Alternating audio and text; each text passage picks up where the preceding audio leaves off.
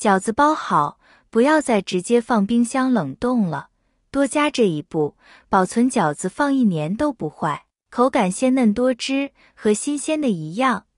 大家好，我是小林，欢迎来到我的频道。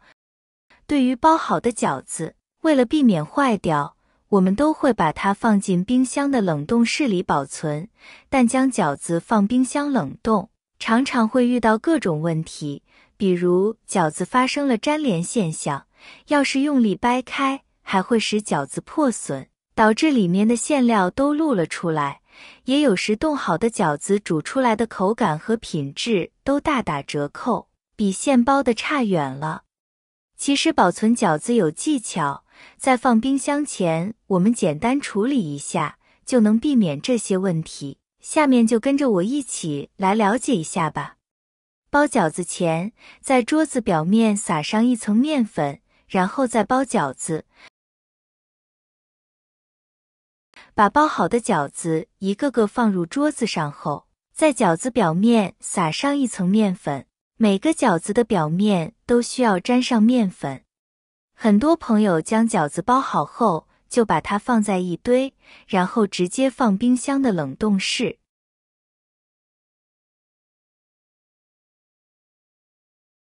但这个时候的饺子皮还是湿润的，尤其是购买的那种饺子皮，它非常的干燥。为了将饺子皮捏合在一起，就会蘸上一点水再来捏合。但要是包好，就把饺子堆在一起，湿润的饺子皮就会粘连在一起，这样放冰箱冷冻后就变成一大团了，怎么都分不开。其实正确的做法，因为刚包好饺子的皮还很软，所以可以不用急着放在冰箱里。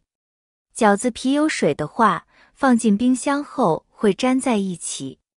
包好的饺子可以先整整齐齐地放在盘子里。放置时也要讲究，一定要有一定的间隙，否则饺子会粘在一起。准备一个冰格，然后将沾好面粉的饺子全部放入冰格中摆整齐，接着将冰格放入冰箱中，将饺子冻3小时，冬天冻2小时，夏天冻3小时。冷冻了好几天的水饺，打开包后会发现和原来包的一样，也没有裂缝，而且不会粘在一起。但在这里要特别提醒大家，朋友们在贮藏饺子时，把保鲜袋放一次量就好了，这样就不需要经常打开，或者拿出来再解冻，拿出来再解冻，再拿出来解冻，就这样太麻烦了。亲爱的家人朋友们，制作视频不容易。如果您喜欢我的视频，麻烦您动动发财小手，帮我点个赞支持一下吧。您的支持是我前进的最大动力，感谢大家的支持。时间到后，准备几个保鲜袋，将冷冻好的饺子放入保鲜袋中密封好，最后再把密封袋放入冰箱中冷冻着就可以了。密封袋一定要密封好，同时每次拿了饺子后也要密封好，否则冰箱中的异味进入到饺子中，会使饺子吃着有异味。保存饺子，一定要在饺子的底部和表面撒上一层面粉。饺子皮是湿的，如果饺子皮马上遇到冷空气，饺子皮中的水会立马凝固开裂。如果在冻饺子时，先裹上一层面粉，可以使饺子皮缓慢地冻上，这样可以防止饺子皮开裂露馅。用这个方法保存的饺子，保证不粘连不开裂，放1年也新鲜。有粉丝私信我说，他煮的冻饺子容易破皮，而且口感特别黏糊，一点也不好吃。而煮现包的饺子都是爽滑筋道的，这是为什么？其实，现包饺子和冻饺子有着明显的区别，所以并不能用一样的方法来煮。煮现包饺子，大家的方法都是开水下锅吧，这是没问题的，但冻饺子可不能开水下锅，不然准破皮。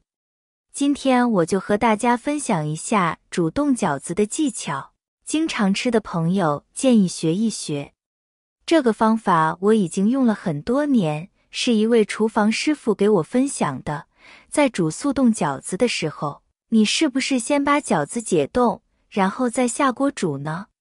对，这样的做法可是非常错误的，因为饺子在冷冻的环境下会导致其表面有一层冰霜，当这层冰霜一旦化冻以后，就会变为清水，从而把饺子皮给打湿。饺子皮一旦被打湿以后，就会变得很粘连，饺子在煮的过程中很容易就会破皮粘锅。所以在煮饺子的时候，不需要进行解冻，只需直接下锅煮才是最正确的做法。起锅倒入适量清水，大火加热，加入1勺盐，注意不要把水烧开。等锅底出现很多小气泡时，就把饺子倒进锅里，直接沸水下锅煮冻饺子。由于饺子内外温差过大，容易导致外皮迅速煮熟，而内部仍未解冻，造成饺子破裂。正确的做法是将冻饺子放入温水中约40摄氏度左右，然后开中小火，让水温缓慢上升，这样既能保证饺子内外受热均匀，又能有效防止饺子粘连和破皮。用铲子搅拌一下，不要让饺子沉底，防止粘锅。煮冻饺子不要直接开水下锅，那样温度上升过快，饺子就容易破皮。热水下锅，让饺子慢慢升温，又不至于煮太长时间，饺子就不会破皮粘连了。在煮饺子的水中加入适量的盐，一般每升水加约10克盐，可以显著提高饺子皮的韧性，减少煮制过程中饺子皮的破损率。盐的作用在于增强饺子皮中蛋白质的紧密结合，使其更加耐煮。煮开后，加入1碗冷水，继续煮一会儿，水开后再加冷水，反复加3次冷水。当饺子快熟时，如果水一直滚沸，会不断冲击饺子，增加破损的风险。此时可以加入1小碗冷水，使水温下降，减少翻滚。这种方法称为点水。每次点水后，待水再次微沸即可，这样既能保证饺子熟透，又能有效防止因过度翻滚而破皮。加冷水的目的是让饺子遇冷收缩一下，这样饺子不会煮破皮，而且更加爽滑筋道。最后一次开锅后，饺子都飘在水面上，说明就煮熟了，捞出来可以直接食用，或是用冷水过凉一下，这样饺子放凉后也不会粘连，不想过凉也可以不过。以上关于保存水饺和煮速冻饺子，你有没有学会呢？如果对你有帮助的话，可以给我点个免费的收藏和关注吗？感谢大家的支持和鼓励，我们明天视频再见。